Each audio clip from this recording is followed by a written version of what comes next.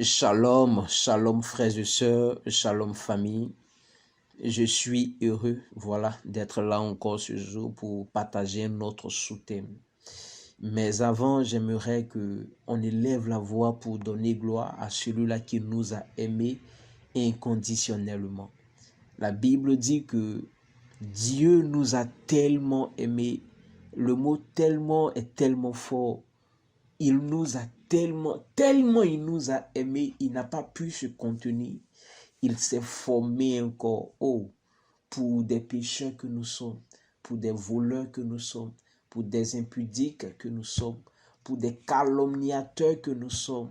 Il s'est formé encore afin de nous racheter. Alors, j'aimerais qu'on bénisse à celui-là même qui a manifesté cet amour divin à notre égard. Père, je te bénis pour ce grand amour que tu ne cesses de nous témoigner jour et nuit à travers nos activités, à travers nos familles, à travers cette plateforme priorité à l'évangile. Père, nous te rendons grâce, nous te louons, nous t'élevons, nous t'adorons parce que tu es bon, parce que tu es grand, parce que tu es merveilleux. Nul n'est comme toi. Nul n'a pu faire ce que tu as fait. Nul ne pourrait donner sa vie pour son ennemi. Jésus, toi seul, tu l'as fait. Tu l'as fait pour ceux que tu aimais, mais aussi pour ceux-là même qui n'étaient pas, qui n'était pas agréable, tu l'as fait pour que, Seigneur, en se repentant, qu'ils parviennent aussi au salut. Père, je te rends grâce, je te loue, je t'adore de ce que tu es notre Seigneur. Infiniment merci. Gloire, louange et honneur à toi qui vis et qui règne dans les siècles sans fin. Amen. Famille, je suis le frère Jean-Pierre et je viens ce jour nous enseigner, sur le sous-thème qui s'intitule la vie des serviteurs et servantes au regard de la saine doctrine du Christ. Je rappelle que ce jour ce sous-thème est celui du jeudi 24 mars. Je reprends, le sous-thème est la vie des serviteurs et servantes au regard de la saine doctrine du Christ. Et le texte d'appui est 1 Timothée 4, verset 6. Et avant de continuer, j'aimerais encore demander l'approbation du Saint-Esprit. Ô Paraclet, toi, par qui nous pouvons tout, ne me laisse pas y aller seul, j'ai besoin de toi. Viens et parle à tout un chacun de nous, car nous avons besoin de ce repas spirituel afin que notre homme intérieur se fortifie, afin que nous puissions tous nous ajuster, afin que nous te soyons agréables. Merci, Paraclet, de ce que dans le nom de Jésus, tu prends le contrôle de toutes choses. Amen. Alors, la Bible nous dit, en exposant ces choses aux frères, tu seras un bon ministre de Jésus-Christ, nourri des paroles de la foi et de la bonne doctrine que tu as exactement suivi. Alors, je comprends tout simplement à travers ce texte que, en tant que serviteur ou servante du Seigneur, nous devons suivre exactement la bonne doctrine du Seigneur. Car la Bible dit dans Luc 6, verset 46 que « Pourquoi m'appelez-vous Seigneur et ne faites-vous pas ce que je dis ?» Alors, si nous avons décidé d'être au service du Seigneur, si nous avons décidé de marcher à sa suite, il est primordial, que chacun de nous doit s'imprégner de sa parole. Chacun de nous doit être au contact de sa parole afin de recevoir les instructions nécessaires pour la gloire de son maître, pour que son maître soit heureux de l'avoir comme serviteur. Parce que c'est à travers la parole qu'on reçoit les instructions nécessaires pour une tâche bien donnée. Alors, si on ne fait pas ce que le maître dit, ça sera vraiment très compliqué pour nous. ça sera vraiment très compliqué de pouvoir servir ce maître-là comme il le faut. Ça sera vraiment très, très compliqué. Alors, je nous invite, frères et sœurs, à nous imprégner des enseignements du Seigneur Jésus-Christ jusqu'à ce que ces enseignements nous rendent capables de prêcher la parole aux autres. Un bon ministre du Christ que nous sommes doit se nourrir de la parole de la foi. Car la Bible dit encore que la foi vient de ce que l'on entend et de ce que l'on entend vient de la parole du Christ. Alors on doit se nourrir chaque jour de la parole de foi. Nous devons toujours persévérer et aller à fond dans notre relation avec la parole de Dieu. Avec la parole de Dieu. Et en cela, Timothée 1, 4, 13 nous dit. Voilà, Timothée 4, 13 nous dit. Jusqu'à ce que je vienne, applique-toi à la lecture, à l'exhortation, à l'enseignement. Amen. Alors, la Bible nous demande ici de nous appliquer à la lecture, comme le dit la parole. Et notre programme Horeb est toujours en place. Et bientôt, ça deviendra le Caleb. Nous devons rester accrochés à tous ces programmes que le Saint-Esprit, dans son amour, a inspiré à son serviteur. Et nous, notre relation, voilà, notre relation avec la Bible doit devenir une relation passionnante, une partie de plaisir pour nous. Nous devons parvenir à un niveau où nous sommes joyeux en prenant notre Bible pour la lire. Les gens disent que l'habitude est une seconde nature. Et la Bible nous dit ici de nous appliquer. Ce n'est pas en vain que la Bible dit de s'appliquer. Parce que en s'appliquant, ces choses deviendront une habitude pour nous. Jusqu'au point où, quand tu n'as pas lu ta Bible, tu as l'impression qu'il y a quelque chose qui te manque. Quand tu n'as pas médité la parole, tu as l'impression qu'il y a quelque chose qui ne va pas dans ta vie. Dieu veut que nous puissions arriver à ce stade. Alors mes frères et mes sœurs, ne restons pas en marge de ce programme que Dieu dans son amour a communiqué à son serviteur pour le grand bonheur de cette famille. Et 1 Timothée 4, 16 nous dit encore, veille sur toi-même et sur ton enseignement.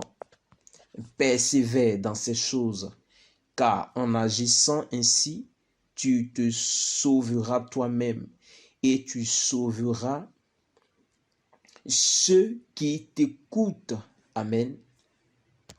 Frères et sœurs, si nous enseignons aussi la parole, nous-mêmes qui exhortons ou qui enseignons, on doit aussi mettre en pratique cette parole. Parce que nous ne sommes pas à l'écart, voilà. Parce que si on dit à quelqu'un que Jésus est bon, il faut que nous soyons nous-mêmes capables de démontrer par nos actes, oui, par des actes palpables, que ce Jésus est bon. Alors frères et sœurs, persévérons dans la parole et dans la pratique de cette parole. Car c'est ainsi que nous pourrons sauver notre âme et sauver aussi l'âme de plusieurs qui sont encore égarés. En tant que serviteurs ou même futurs serviteurs, nous devons commencer à prendre tout cela au sérieux. Parce que quand on voit tout ce qui se passe à travers le monde, on se rend compte que la fin des temps est proche. Alors c'est maintenant que le serviteur que tu as décidé d'être, c'est maintenant que la servante que tu as décidé d'être doit prendre tout cela au sérieux, doit prendre sa vie de chrétien en main. Amen. Alors on voit encore à travers les Écritures dans 2 Corinthiens 2, verset 17. Amen. Alors la parole dit, car nous ne falsifions point la parole de Dieu, comme font plusieurs, mais c'est avec sincérité pardon, mais c'est avec sincérité, mais c'est de la part de Dieu que nous parlons en Christ devant Dieu. Amen. Frères et sœurs, vous savez, personne ne peut tromper Dieu. Alors, parce qu'on ne peut pas tromper Dieu, alors il serait préférable que chacun de nous s'engage à respecter la parole de Dieu. Nous devons l'interpréter selon l'Esprit de Dieu. Et 2 Pierre 1, verset 21 nous dit encore, la Bible nous dit quoi? Car ce n'est pas par une volonté d'homme qu'une prophétie a jamais été apportée, mais c'est poussé par le Saint-Esprit que des hommes ont parlé de la part de Dieu. C'est avec sincérité que nous devons marcher à la lumière de la saine doctrine du Christ. Parce que Dieu ne peut pas nous tromper. Non, Dieu n'a jamais trompé personne.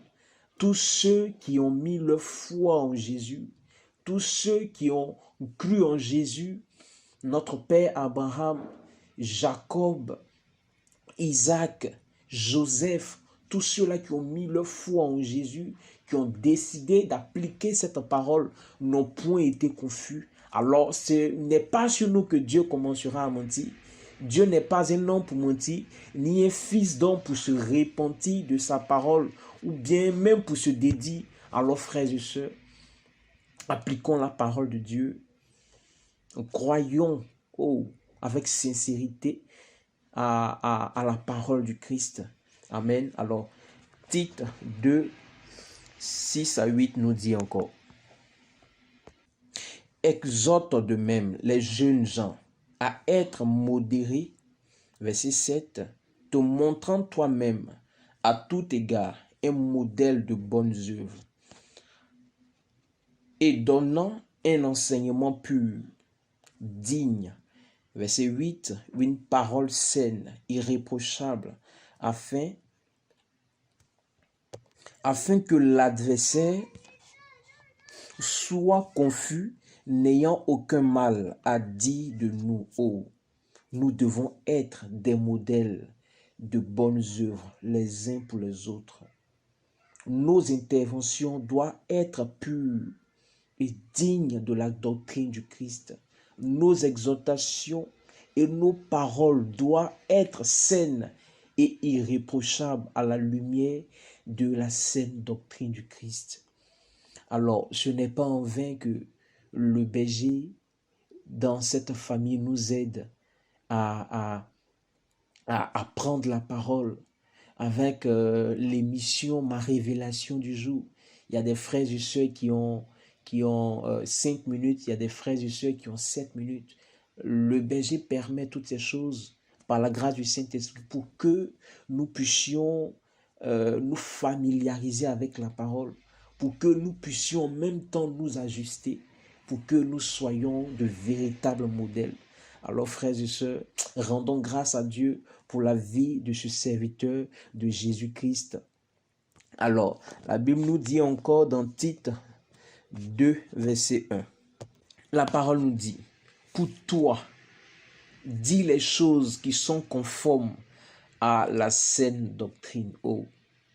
En tant que serviteur ou servante du Christ, ou futur serviteur ou servante du Christ, nous devons parler et agir à la lumière de la saine doctrine du Christ. Dieu nous appelle à vivre à la lumière de sa parole qui est dispensée par la saine doctrine du Christ.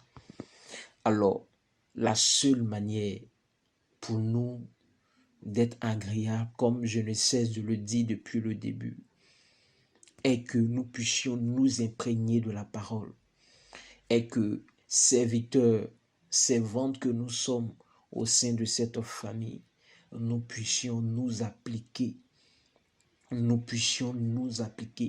car c'est en s'appliquant que on pourra être de véritables serviteurs. C'est ainsi que le Seigneur sera heureux dans son trône de gloire, en disant que j'ai des serviteurs dans tel pays, dans telle région, dans telle ville.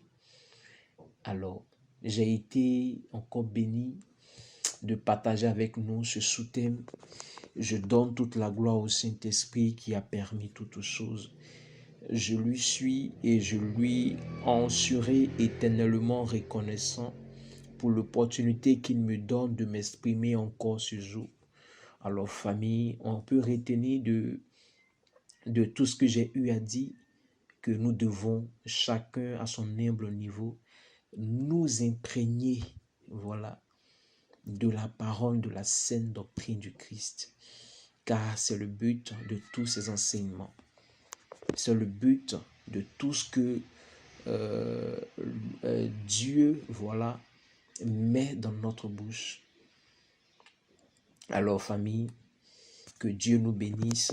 Je nous souhaite de passer une très belle journée sous la conduite divine du Saint-Esprit.